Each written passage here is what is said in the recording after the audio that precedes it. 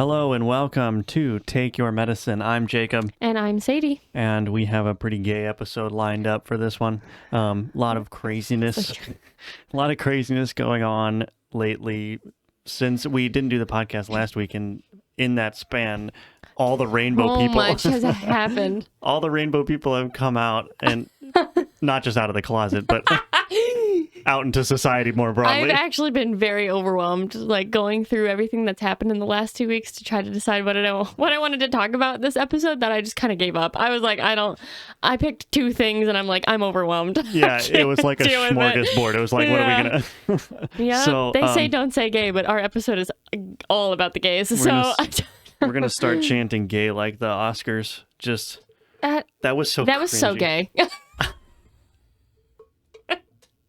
Okay. Oh yeah, I don't have anything from the Oscars to talk about, but that was pretty cringy performative nonsense when they were just chanting gay at the beginning. We don't have that video, but anyway. But we do have this video, which is from Blue's Clues, and this is going to segue nicely into this. So this tweet from Unwokeable says, Blue's Clues doesn't want to just say gay. This is how the woke groomers want to use music education to groom your children. Queer, pansexual, queens. Oh, okay. I was like, queens. For 3 to 7-year-old children. Hashtag queen. OK groomer. And here's a little snippet of what is being shown here on Blue. Families marching 2 by 2. Hurrah! Hurrah! This family has 2 daddies. They love each other so proudly. Okay, so that's basically like a little snippet of what you can expect the rest of this 2-minute video to be. So it's 2 minutes long. So you've got 2 teddy bear daddies with rainbow shirts standing in front of a rainbow, like paper mache or whatever. And it basically just goes on. And I believe the singer's like a trans drag queen. Right. Yeah, so. Blue's Clues made this song last year for something else, when like Drag Queen Story Hour was first coming around. Oh, they made it for Pride week or month or whatever in June, but I think it's probably just resurfacing now because Blue's Clues is woke and everyone's mad at Ron DeSantis for no reason. Yeah, but I think it's really gross. You see this everywhere now, like supposed children's content is like infused with this literal gay agenda stuff. You have Disney coming out and saying that they have a not so secret gay agenda that they want to push on children. So scary. You have Blue's Clues showing this. What was the other one? The Disney Channel one? Oh, that was about microaggressions. The microaggressions. But like this woke ideology is like they can't convince adults that what they're saying is sensical. So they have to basically work it into children's content to indoctrinate them ahead of time. This reminds me, because you said they're spinning it into what they are calling children's content, but it doesn't seem very child friendly. It just reminds me of like bronies, adult men who like to watch My Little Pony. Mm-hmm. They're just creeps, or they're I don't know. I think they're just creepy. I don't really know what the deal is with bronies, but they're just creepy, I think. Well, I think a lot of these LGBTQIA plus $ are they just are creepy. They have, I think it's increasingly becoming obvious that these people just have certain sexual kinks that they want everyone to like recognize, or that is embedded as part of their identity. Like, because even if you're gay, right, but you're a normal person, a gay normal person is not going to feel an urge to have their existence validated by young children. That's not going to happen. You think of like Dave Rubin, Douglas Murray. These are guys that you can't tell are gay other than when they mention it in passing. Right. So it's like, but these people that are espousing this ideology, they are so obsessed with talking about these topics, which is outside the norm. So it's like, it's not that, I'm being hateful of people who have these weird desires or, inclinations. It is weird that they feel a need to push this content in front of children. Yeah, I don't know. It seems like it's really prevalent in the Alphabet Soup Club to push this stuff for people, like, onto children. But I think it's probably not the majority of gay people. They probably just want to be left alone and not sucked into all of this. But the talk about identity and this is who I am and 1,000,001 different sexualities coming to the forefront, and it's everywhere on TikTok. It makes it seem like that's how everyone who is gay is. Right. But I think it's probably just a really, really loud minority. And they also have this need to make children into sexualized humans too. Yeah, I mean, but we're not just talking about gay people, though. That was kind of the point I was making. Like, people that are just like, they just have a different sexual orientation, they can still be normal. They can still be normal adults. So this rainbow coalition isn't just gay people. It's like all of these people that think that every little weird desire of theirs is part of their identity and needs to be accepted. I see. You know what I mean? So you've got like the trans, the drag queens, these like, non-binary. Maps. Right. Maps, exactly. All of these things are wrapped up now into that, rainbow people identity. And so I would say probably most gay people won't even identify with that movement anymore because it has lurched so far away from being normal. Right. That's true. So it's just like, because at this point, a regular gay person is normal. Because you're like, well, at least you don't do any of that weird stuff. Right. You're like, oh, you like men? Okay, that's fine. You're not a weirdo. You're a father and whatever, and you're married. That's cool. You don't do any of this creepy, weird stuff. Influencing children and doing that. Yeah. Yeah. Or like walking around in barely nothing at a gay pride parade and then there's children there or whatever. I just don't understand.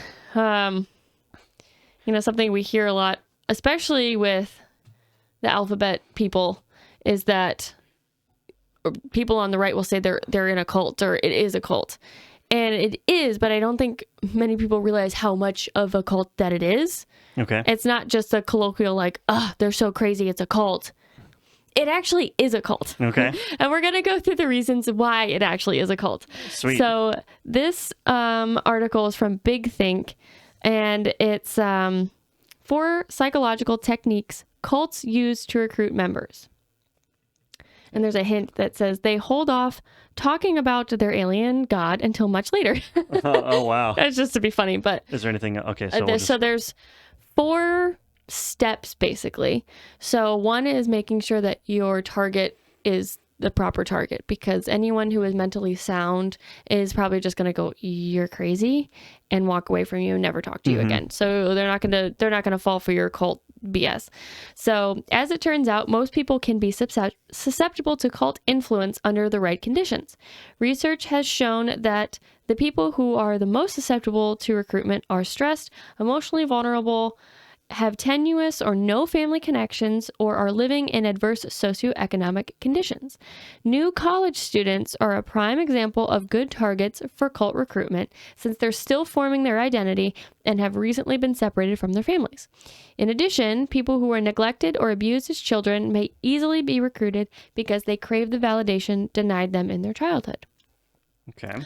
That's pretty straightforward. It's pretty straightforward, but you could see how if you're recruiting these young college kids into the LGBTQIA whatever, and especially if they're becoming teachers, like they're in school to be teachers, and they're recruited into this mentality of progressivism and leftism, and then they go into schools and do it, that's pretty easy to start spreading the message once you're dispersed into the world. Right. After you've been inculcated with all of this for 4 years in college. And then with small children being taught this stuff, they are separated from their families for 8 hours a day.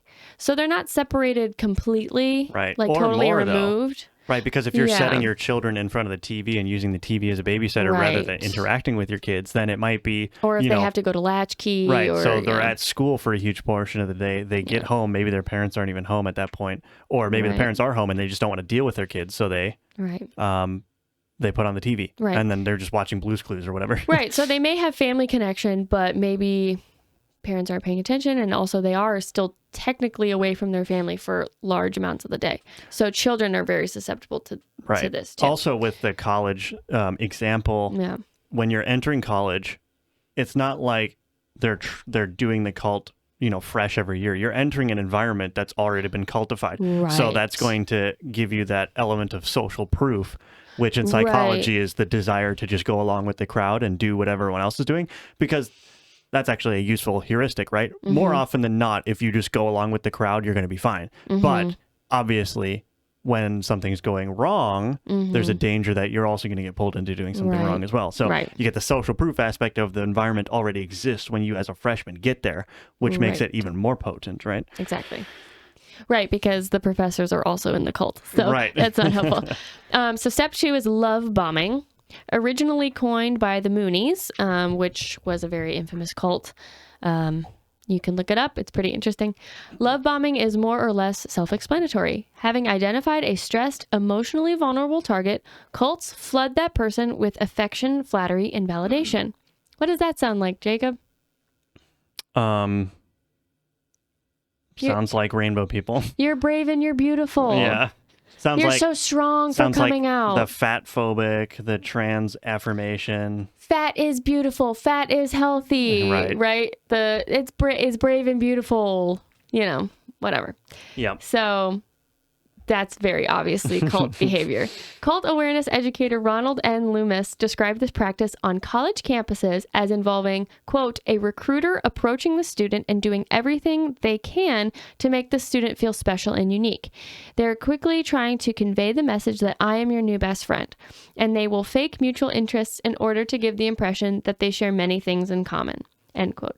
He also described how one cult trained its members to wait outside counseling centers to poach troubled students and offer them the comfort they would otherwise get from a trained professional, which you kind of also see in the gay community, especially with trans issues. Like, trans kids are not going to health professionals, and even if they are, they're specifically picking the health professionals that are already in the cult. Right. So that's kind of interesting too. There was something else I wanted to say.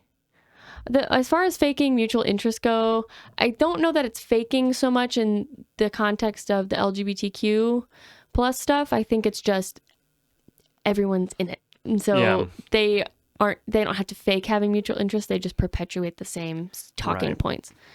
But in terms of, making people feel special and unique, I think that's just a vulnerability regardless, because I think that's probably one of the main causes of a lot of the mental issues that you're seeing now is that people are constantly being told or constantly feeling the need to be recognized as unique and special in some way. But when it gets down to it, you're not. Right. And I think we'd actually probably be in a healthier society if we just, settled on the fact that, no, you're not unique. You're doing your life just like everyone else. Yeah, you might do things a little bit differently. You might have different interests. But unless you're like actually doing something in the world that few other people are doing, you're not unique. You're not special. Like, you're special in a metaphysical sense. You're unique in, all humans are valuable. Genetically, you're unique. Right. Yeah. All humans are inherently valuable. Right. But that doesn't mean that there's anything about you in the current moment that makes you worthy of special attention. Right. And I think if people just reckoned with that fact, you'd have a healthier society. True. You would. Just do your own thing. No one's going to try to stop you. But you come seeking validation and you don't find it. That's not on society. That's on you. Right. So, I think that's probably necessary as well. Yes. And then step 3 is isolation. Once they've enticed a recruit with approval or the promise of some fulfilling understanding of the universe, cultists then work to isolate the recruit. Often this takes the form of a weekend retreat, where the recruit is immersed in the cult's ideology over the course of a few days, which is really dangerous if you're in college because you're immersed in the ideology for years, right? Yeah. So not only are recruits physically isolated from friends and family members who might otherwise provide a reality check, but cults often isolate recruits from outside information. Newspapers, books, TV, and web access are all censored, ensuring that the only reality the recruit gets to experience is the one presented by the cult. Problem here is that our media is in the cult. Yeah. So they can censor out the things that would keep you in reality and just feed you with the stuff that promotes the ideology of the leftist cult. They don't even need to they don't even need to have that much that many tools to censor information, because like Right. you can still find like trans critical information on the internet, and that's pretty widely published Right. information, but all they have to do is just say, oh, that's transphobia. Instantly, Exactly. a switch shuts off, and whoever's brain has bought into that Right. ideology, oh, something's fatphobic, oh, something's white supremacist, something's racist, Exactly. I can automatically disregard it, right? So it's like, it's not even that they're necessarily actively censoring. They can just say a word and immediately It's flip off a funny switch. that you say that. Oh, really? Okay, so Wait, are we moving the on? fourth step Okay. is keeping control. Wow. After convincing you that they're the best friends you've ever had and bombarding you with the cult's ideology, the cultist's next job is to make sure they hang on to you. There's a variety of techniques they can use to accomplish this, but they usually involve, what does that say? Iteratively subjecting the cult recruit to terror and love. In an interview with Aeon, I guess, social psychologist Alexandra Stein. Alex Stein? Do you know? Oh, yeah. Didn't he say he was going to go by Alexandra? Oh, yes. It's not him, but Alexander Stein explained that, quote, when we are frightened, we don't simply run away from the fear, but run to a safe haven, to someone. And that someone is usually a person to whom we feel attached. But when the supposed safe haven is also the source of the fear, then running to that person is a failing strategy, causing the frightened person to freeze, trapped between approach and avoidance.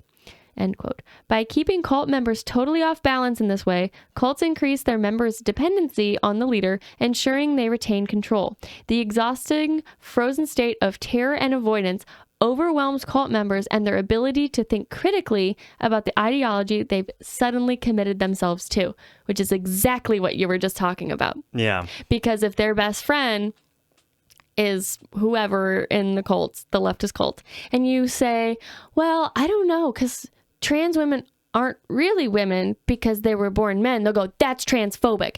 And oh my gosh, my best friend just told me I'm totally wrong. Right. And so I can't think that way.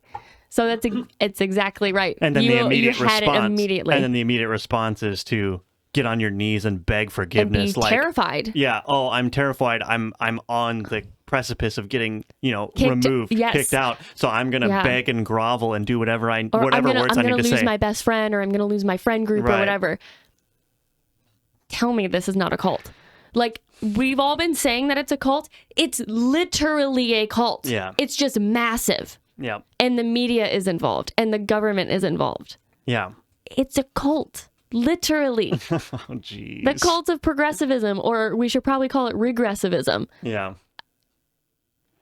Plain as day. It's Yeah, so easy to see. That's pretty astounding, actually. I've been thinking about this for a long time because I have listened to a lot of podcasts of people who have escaped cults, and they talk about how they get recruited and how they retain. I'm like, I know I could find something that is typed up that says the steps, and it would fit perfectly with what I've been thinking about this for a long time, because I'm like, it is a cult. And I know that it's a cult, but I don't know how to put it into words. Yeah. So I found this. Yeah. So, yeah, I feel like the right wing has been saying, kind of, what's the word? Just sort of like casually, like, oh, it's a cult. Yeah. But it literally fits the definition of a cult. And they've been saying it's a cult because they're like, oh my gosh, those people are so crazy. Right. How could they be real? Right. But if they're actually a cult, then cult. that's actually very clarifying, because now the strategy kind of shifts from, you're not dealing with rational people now. Right. You're almost dealing with people that are just like, they just need a dose of reality. They just need to be beaten back. Like, not physically, but like with laws and institutions. They need someone to pull them back and to give them actual love, not fake love and fake affirmation, and to be like, this is not reality and this is not rational. Yeah. And part Just of that, come on I back. guess part of that beat back is happening now with the school stuff, like the don't. Right. Well, it's not the don't say Ooh, gay bill, but that's what everyone says it is. Okay, It's groomer. the parental rights and education bill. The in Florida. anti-grooming Yeah. anti-grooming bill.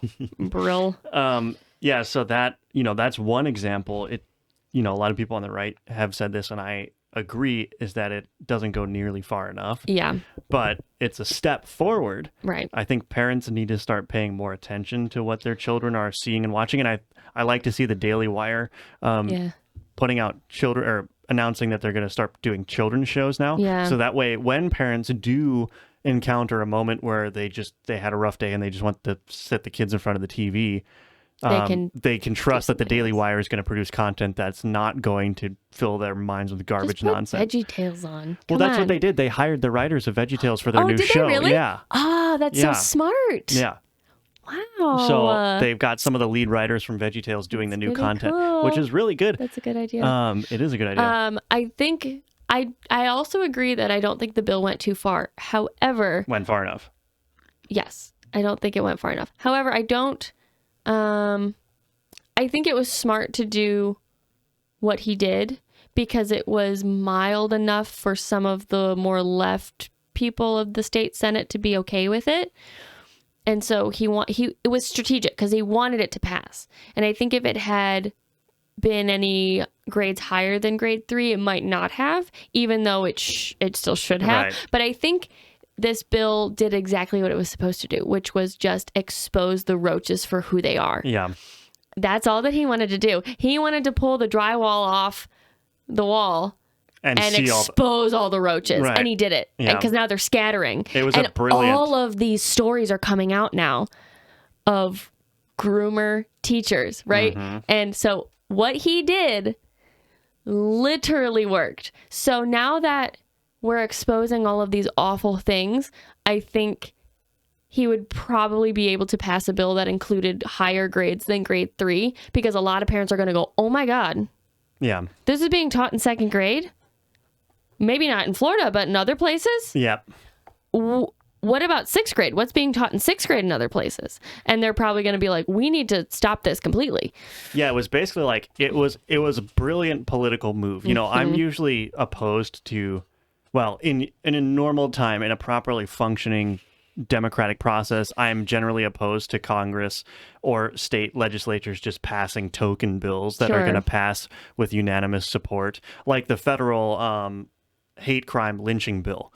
Like, of course you can't vote against that because then it's like, oh, you support lynching of black people as a hate crime? But it's already illegal. But it's already a hate crime to kill somebody because of their race, and it's already a crime to lynch somebody. Both federally crimes, right. by the way. But so it wasn't expressly written into the law as this specific act is a hate crime. Which is ridiculous. So, of course, you're a Republican. You can't vote no against that because then you'll just get endless cycles. Well, oh, he's a Confederate or she's a Confederate or whatever. Exactly. Yeah. So I'm usually opposed to that kind of stuff. But if it's going to happen, then the right wing needs to start stepping up their game. And Ron DeSantis did it perfectly. Yeah. You're right. It was a mild bill that was just like, in an ideal world, in a normal, sane world, there would be literally no opposition to it. Right. But, like you said, he revealed the roaches, and not just within the school system, but like with Disney.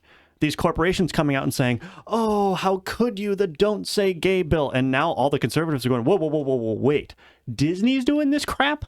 What? Mm-hmm. Wait, now they're rewinding, going back to Encanto, going back to the Lightyear movie and seeing like, now they're going to take a critical eye to those things and say, well, I know Disney has expressly said that they're going to inject this content into kids' shows. Libs of TikTok that exposed those videos? Chris Rufo. Oh, it was Chris Rufo. That's right. Yeah. And they're like, my not so secret gay agenda. I went, what? Yep. I am never showing my kids Disney. Disney has on their site now that by 2022, they want to have 50% of their recurring characters are either members of LGBTQ or different racial minorities. Basically, they want 50% of their characters to be non-white and not straight. Right. But yeah, they said that, you know, some of their leads were in a minority category or whatever.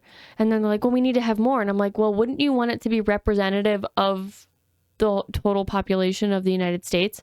Because you're not going to run into 50% black or brown people, and you're not going to run into 50% gay people in your hometown. Right. It's just not statistically possible. Unless you live in a predominantly black area. Right. But population level. Right, exactly. So even if you leave your town, if it is primarily black, you're probably going to run into a lot more white people as soon as you leave your town. Right. Because they're all concentrated in one area. The problem is that white liberals hate themselves. Yes, I understand, but it's just not representative. It just doesn't make sense rationally or statistically speaking to do the 50% thing. You know what I would be interested to see too, going off this identity thing, is what is the racial proportion of anyone that identifies as part of the rainbow people? So I would be interested to see, because you would expect to see the same proportions of each racial group. If this really was like a race neutral thing or whatever, you'd expect to see the same proportions of each racial group identifying as rainbow people, 1% or whatever it is. But my guarantee or my hunch would be that disproportionately white people identify as LGBT because white liberals hate themselves so much that they've elevated non-white people as like token minorities that need to be supported, like Black Lives Matter, and we need, more diversity in the Supreme Court and in corporate America. And so they've written themselves out of any importance whatsoever. And so now they need to reclaim an identity that puts them back into a status where they can have some identity validation or whatever. You know what I mean? So well, it's like, the other part of that too, though, is that most Black and brown cultures do not like homosexuality. Yeah. They will disown you. Yeah, most Hispanics are like devout Christians. Catholic, even. So, especially Mexicans. Yep. Very Catholic. And Black people, very Christian. They Baptist. Do not like when their son says that they are gay. Right. There are, how many Black men do you hear that are gay that are like, yeah, my parents don't talk to me anymore because I'm going to hell or whatever. You know, it's like, that's not, no, you can't be gay in a Black home. Yeah. It's like not okay. That makes and Indians? That makes it even stranger that these rainbow people are talking about like, oh, trans Black women. It's like, what? That's like one person in the whole United RuPaul. States? Yeah. And he's not even trans. He's just a drag queen. Just only a queen. Only a queen. But it's... he seems pretty mild now by standards, though. It's like this cult is making up their own legends, their own saints to worship. They're just like trans Black women. Because it's a cult. Yeah. Their alien god is George Floyd. That's true. That's true. But George Floyd is going to be thrown under the bus eventually because he was not part of the rainbow people. That's true. He was a straight man. Yep. Unfortunate for him. I mean, maybe he was a closeted queen. I mean, I guess they could go either way with it. They could rewrite the legend of George Floyd. He expressed queenness or whatever. Yeah. He had a secret. He would go to clubs, drag queen clubs. They could. I wouldn't be surprised if they did. He was doing fentanyl to deal with the ostracization of his moonlighting as a trans, queen, biracial. I don't even know what words they could... biracial? No, but he could identify as biracial, I'm sure. Should we... Okay, so going off of these Speaking of biracial. Speaking of teachers, though...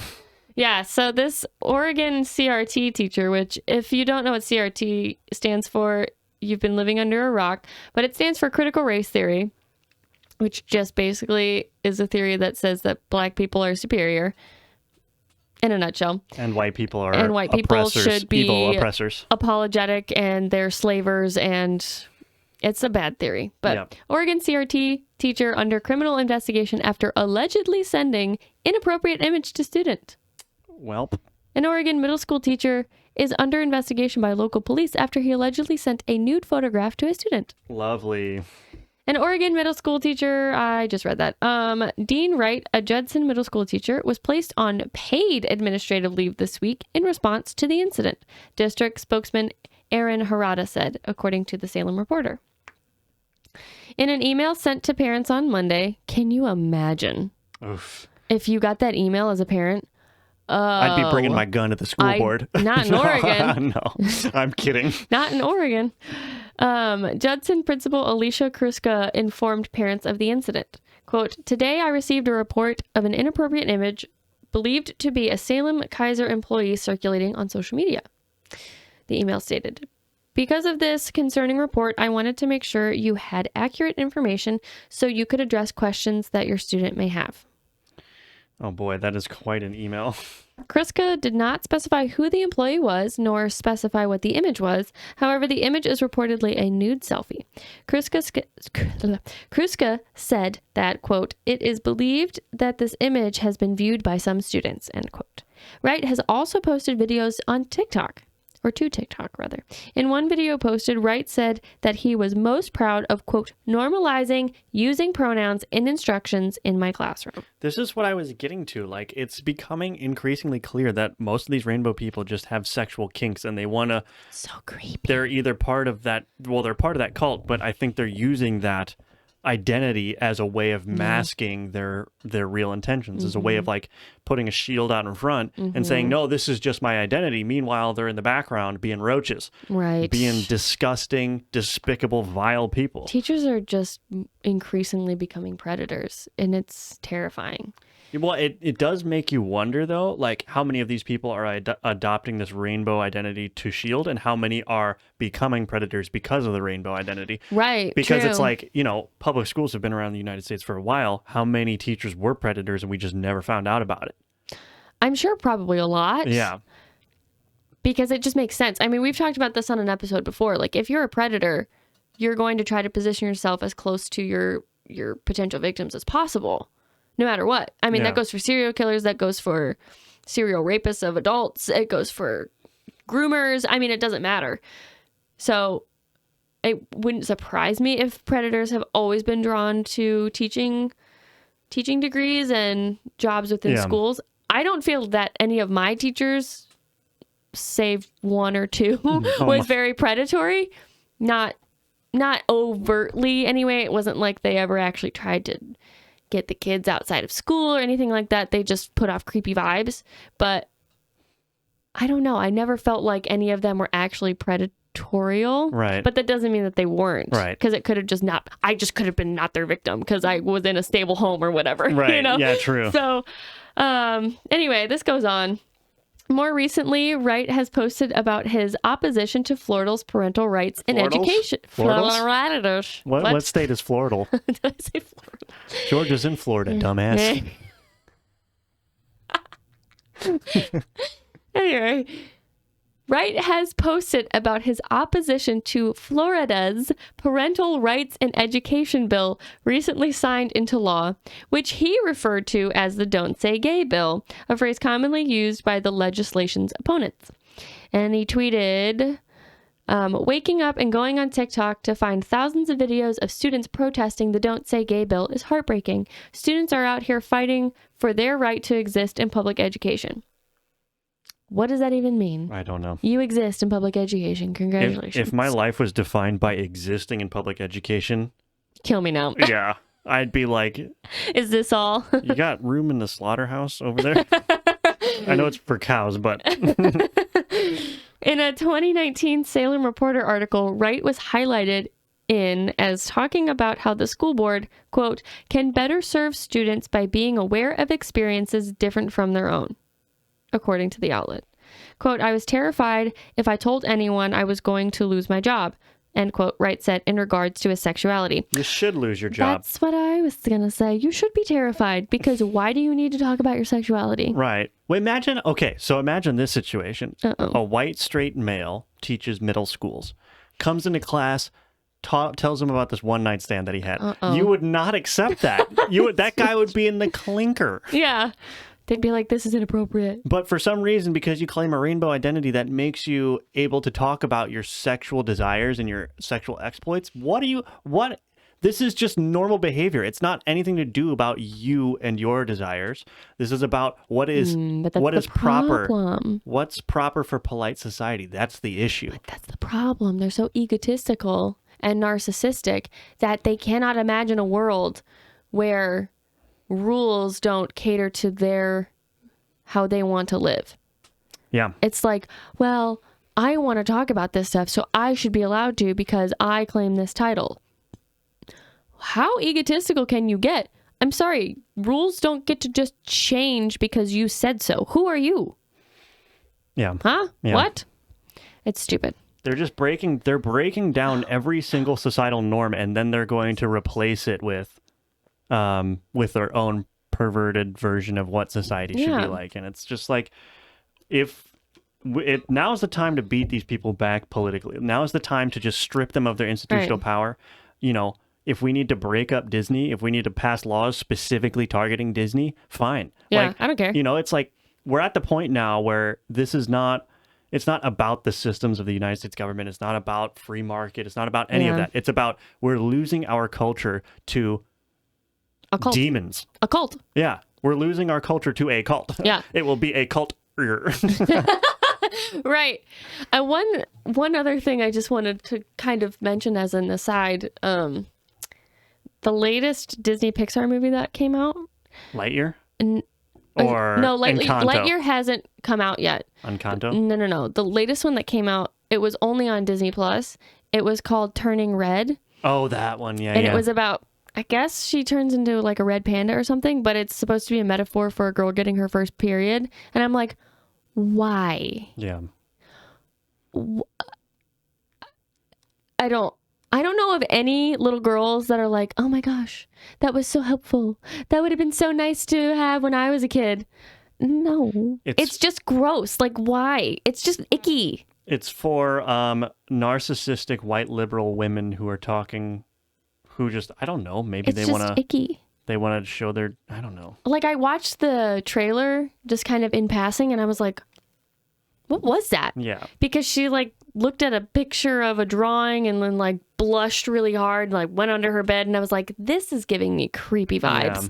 I don't like what this is implying, and I don't want any child to watch this. And you know, like, the creepier thing to me is that you know that there's adult men working on this story and working on this animation. Exactly.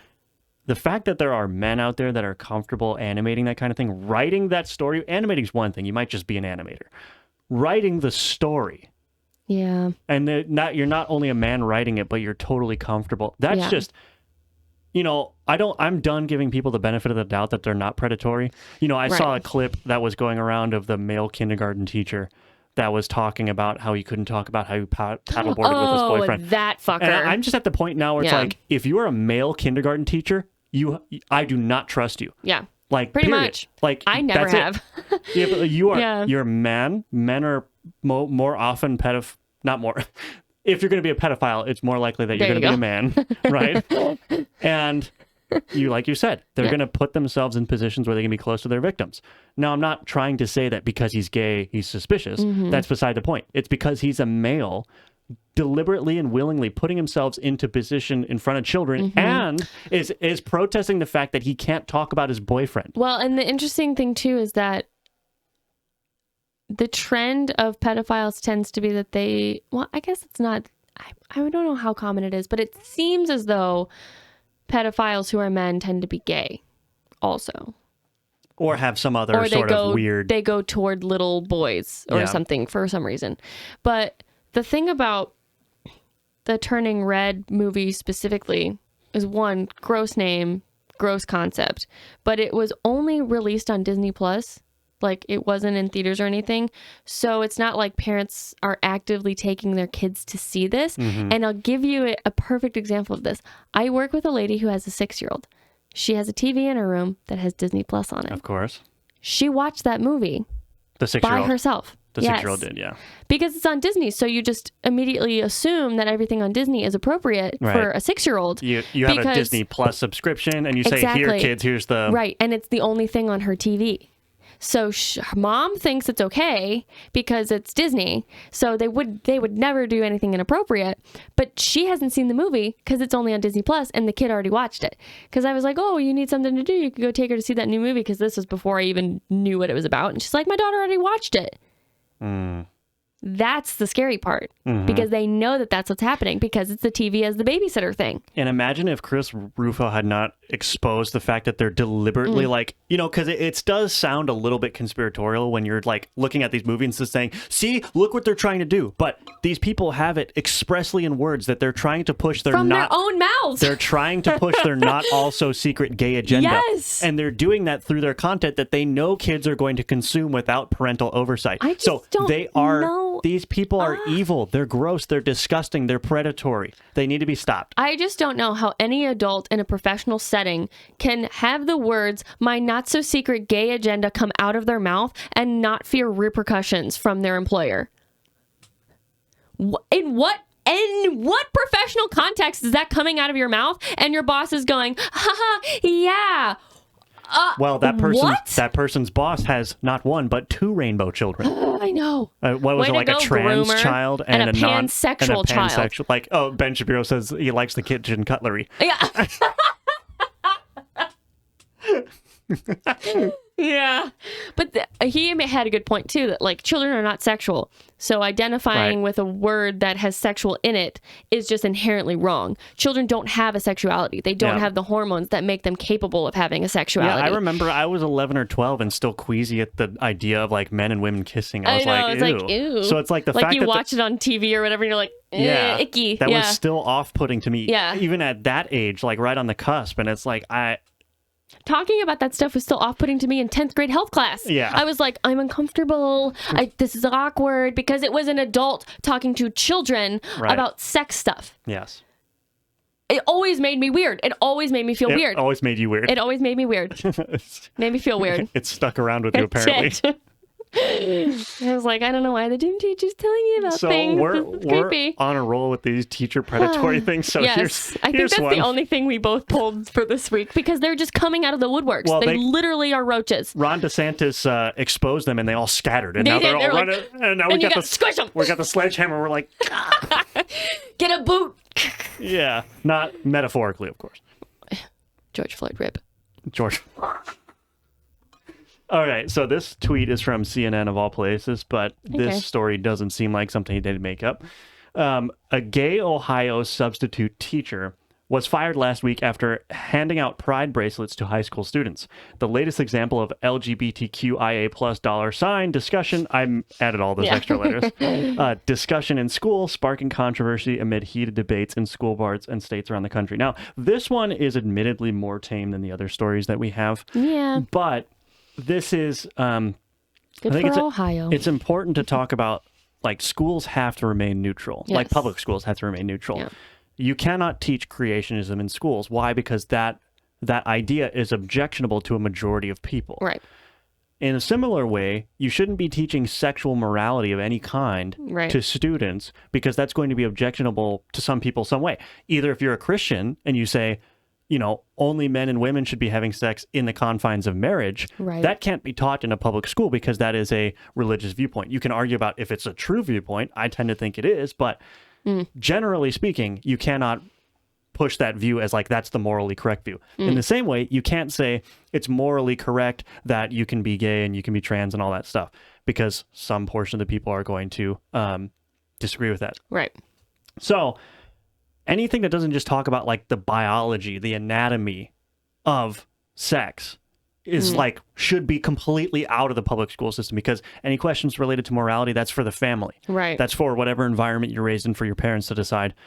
There are, you know, facts that you need to know. Right. But beyond that, it shouldn't be taught. And so this is less egregious, obviously, than the other things that we've mentioned, but it's still like it's a cult. It's an ideology. This is a fundamental this is a fundamentally moral point of view. I'm not saying that it is moral. I'm saying that it's an argument based in morality. It's an argument of morality. Right. Yeah. And there's going to be a huge chunk of the United States population that disagrees with it. And so it has to stay out of the school. I mean, that's the whole thing with discussing morals, is it's philosophical. So there's always going to be disagreements about what is moral and what is immoral. Right. And I don't want the public schools, which is a government entity, telling students what is moral. Right. Like, obviously, the baseline stuff, like you shouldn't kill people, but you don't really need to tell people that anyway. You like, shouldn't. Parents shouldn't have to. Yeah. If you do, you probably are a sociopath. And if you're talking about morality within the confines of like what is actually the law of the United States, like that's fine too. Like murder is illegal. Right. So if you murder, you'll go to federal prison or whatever. But also there's morality discussions wrapped up in like what is a reasonable restriction on free speech and what is a reasonable restriction on. True. So those things are good to examine and like contend with, but it would be different if a teacher came up and said guns should be banned outright. Right. I would say that's not appropriate either, because that's a direct... Which it isn't, but teachers say that all the time. Right. So I think just generally that should be the rule, specifically when it is going around with sexual morality topics. Yeah. So I don't know if there's anything else you want to say on that one, but... No, I don't think so, but this... We have another one. This one's even creepier than just the nude photo. Oh, one thing I wanted to say about the nude photo, too, is that I didn't include the snippet, but the article said that he accidentally sent the photo to a student, and whoever was leading the investigation was like, why do you have students' phone numbers? And also he had posted a picture of himself with 6 of his students to his personal Facebook, which is illegal unless you have the consent from the parents. Right. Which I doubt that he did. Yeah, I don't buy that. I mean, but also you should not have any contact outside of school with your students unless it's via email that the schools have given you, like your school email address that they can monitor and the student's school email address that they can monitor.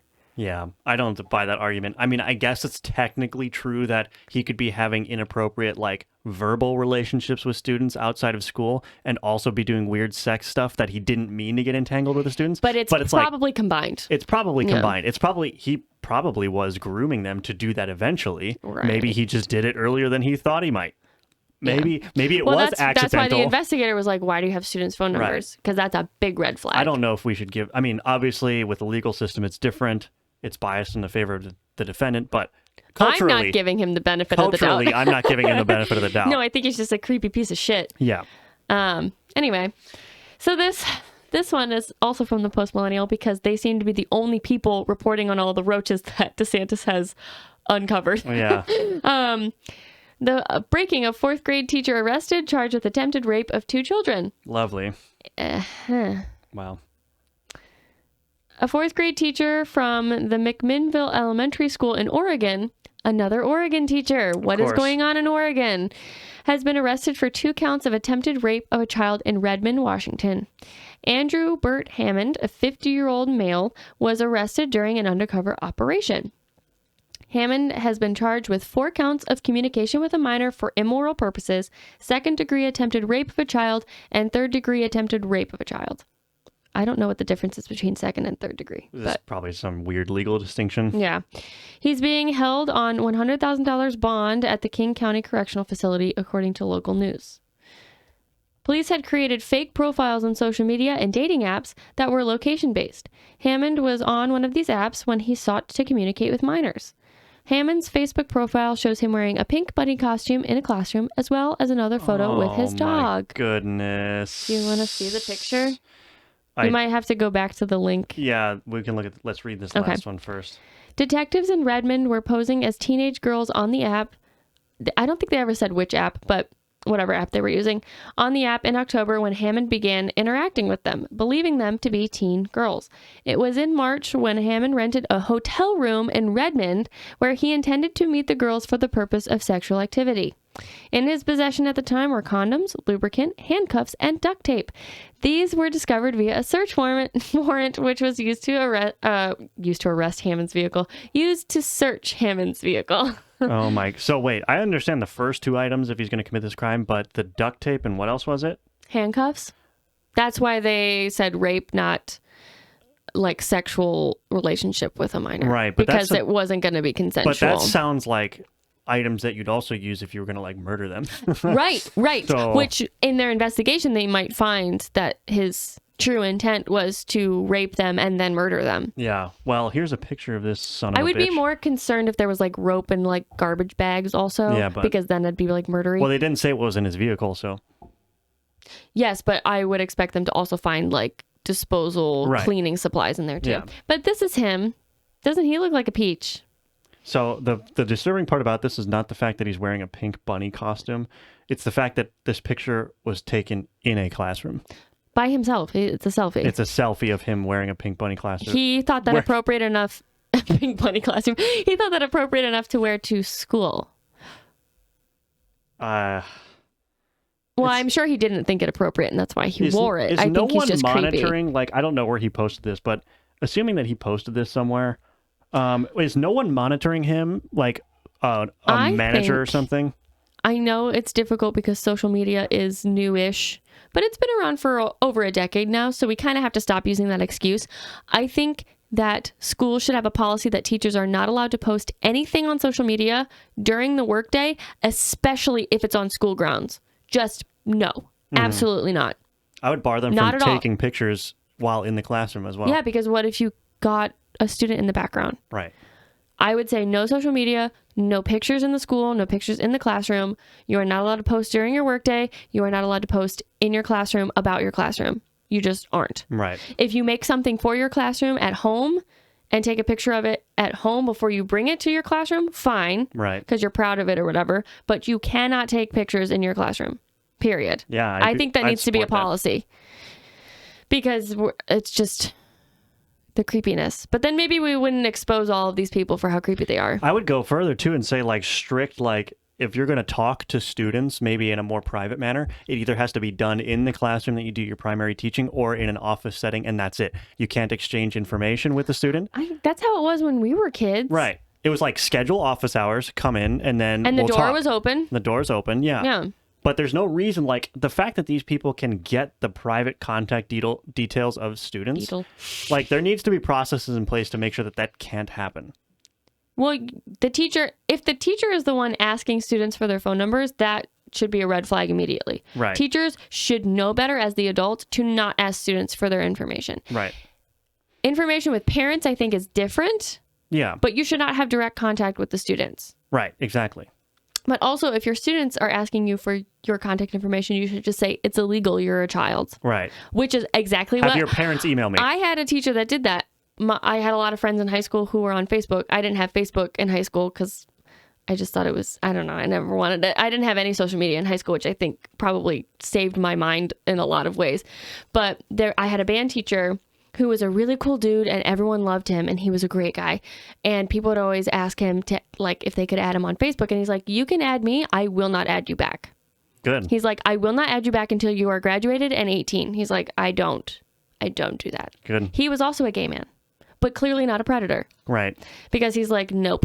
Yeah. He didn't take pictures with students. He didn't do any of that. He was like, that is a line I will not cross. It is inappropriate. It's not, I am the teacher. You're the student. That's it. Yeah.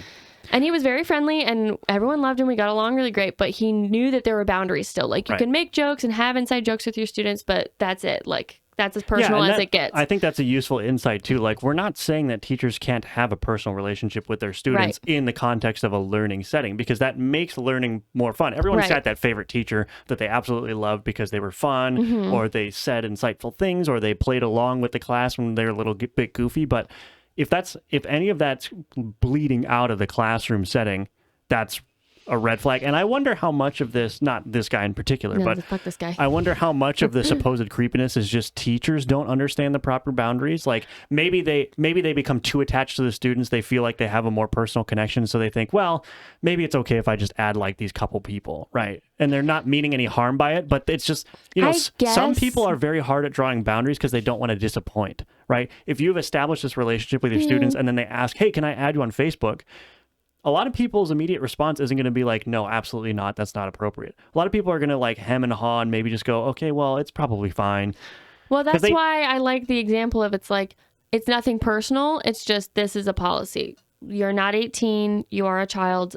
I will not add you on Facebook. Yeah. And he never said it was personal. He's like, it's not personal. That's my rule. And people be like, oh, okay. But then as soon as they turned 18, they would add him on Facebook and he would add them back. It wasn't like it was just his way to get out of it.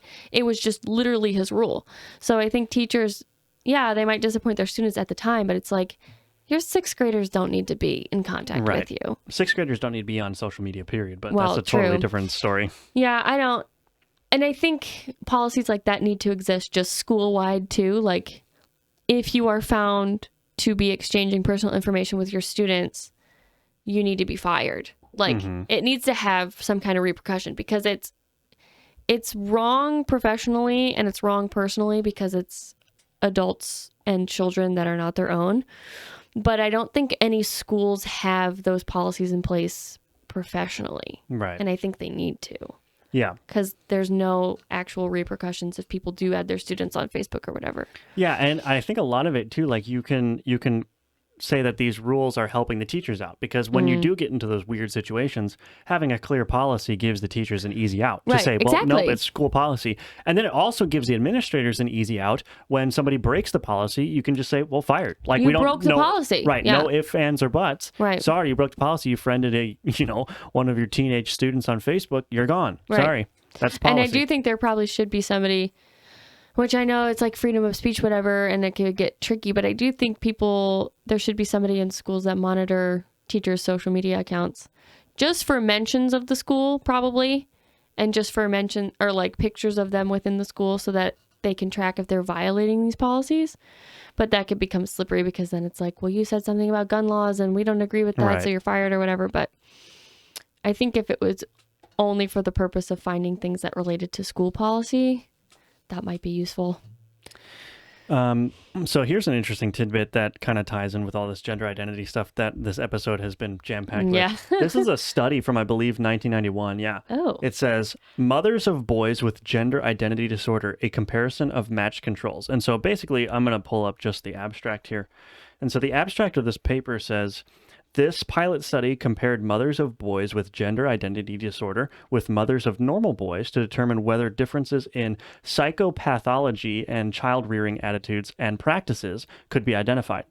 Results of the diagnostic interview for borderlines and the Beck Depression Inventory revealed that mothers of boys with GID had more symptoms of depression and more often met the criteria for borderline personality disorder than the controls. 53% of the mothers of boys with GID compared with only 6% of the controls met the diagnosis for borderline personality disorder on the diagnostic interview for borderlines or had symptoms of depression on the Beck Depression Inventory. So basically this is saying that an overwhelming amount of mothers of boys who had gender identity disorder had some either depression or borderline personality disorder. That's fascinating. Isn't that fascinating? And then you combine that with the fact that I wonder if you were to examine how many of those mothers were also single mothers. You add that factor in, because I think, if you have a stable family with a mother and a father, that's the balance, right? The father prevents the mother from being this devouring mother, like Jordan Peterson likes to call it, but the mother prevents the almost totalitarian control that fathers tend to, right? So that's what a stable marriage gets you, right? Right. But if you go through a nasty divorce, let's say, and you're a single mother raising a boy, not only do you not have a father to raise that boy, you might suffer additionally from borderline personality disorder or depression, and that obviously has an effect on the young boy that you're raising. So I'm wondering, because we have all these cultural ills. We have single motherhood. We have outstanding rates of mental illness. And then also this gender identity stuff. Yeah. How much of this is just caused because the family has been totally destabilized, right? Well, it's environmental, right? Yeah. So, I mean, I'm sure some of it is genetic too, just epigenetically. So if you're a single mother, you're going to have more stress from the beginning. So that could change your fetus's genetics in utero. And then they come out from the start with problems, but then you also haven't fixed your own problems. So the problems in your boy's DNA is going to be exacerbated by the fact that your parenting style is run by your BPD or your depression. Yeah.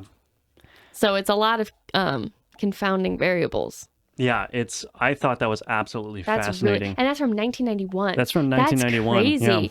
That's really interesting. So anyway, that was just an interesting thing for people to think about, chew on a little bit.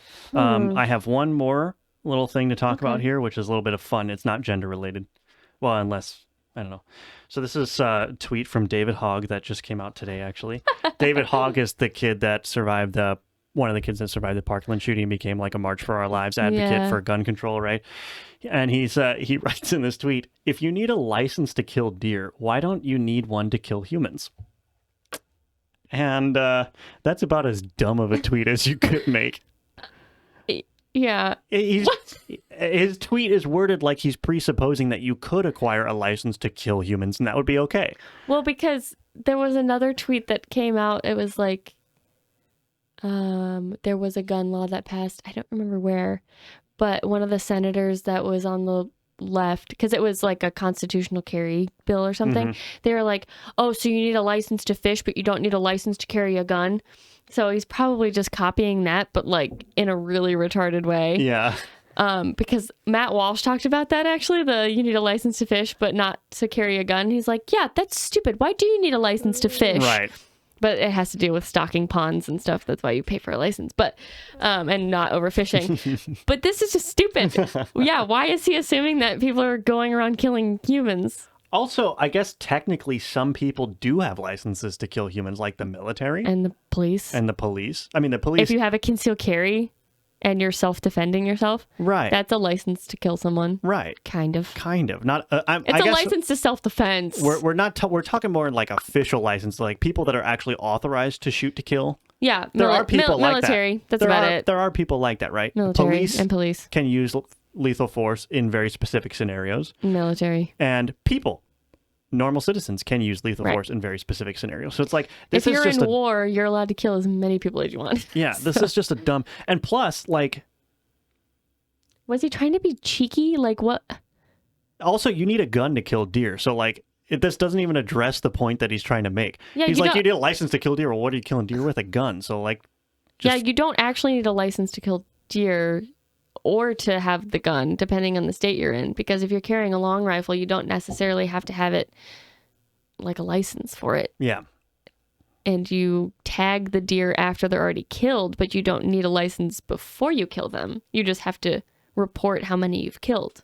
Because you can't kill too many of them because you'll deplete the population or whatever. I would imagine that's different for different states, though. Yeah, but most states that allow deer hunting, they'll have a tagging system and have... rifle laws and things like that, and bow laws. So there aren't. They just have an open season, and then once a certain number of deer have been tagged, they just cut it off and say that's it. No, it's like each person can get X amount of deer. Oh, I see. So you can get 1 buck. Where we live, you can get 1 buck a season, and you can get 2 does, and then after that you're done, and you're not supposed to kill any of the babies. That's like, well, of course, super illegal. Yeah, you don't want to. But if you're hunting on your own property and you don't tag it, nobody will ever know. Which is what a lot of people do. So we can kill deer babies. You can kill deer babies. I would never do such a thing. But yeah, that's just an idiotic tweet. Maybe it's ends very on a high note. David Hogg is a piece of shit. I titled that segment "Elite Colleges Not Sending Their Best." Because he got into Harvard. Did he really? Yeah, no doubt because of his political activism, not because he's super smart or anything. I was going to say, he is the dumbest shitter ever. Yeah, he's not the brightest bulb in the shed, so... He's not the brightest pig in the pen. Yep, true. David Hogg. Yeah. Well, that was a very rainbow episode of Take Your Medicine. Once again, I'm Jacob. And I'm Sadie. Thanks for watching. You can follow us everywhere linked in the description below. And yeah, have a good one. Take your rainbow medicine.